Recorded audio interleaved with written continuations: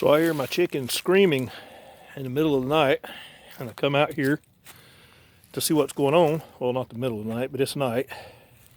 And what do I find? Inside my chicken coop, this dog's jumping up, trying to kill my chickens. So I've called animal control, and they're sending an officer and an animal control out to me.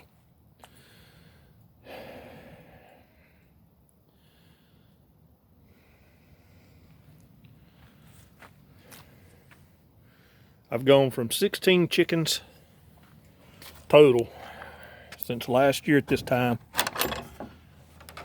to 7 chickens. See how many I got left tonight. I've got 1, 2, 3, 4, 5, 6, 7.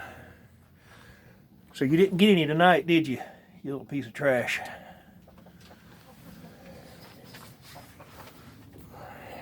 Let's see how this turns out.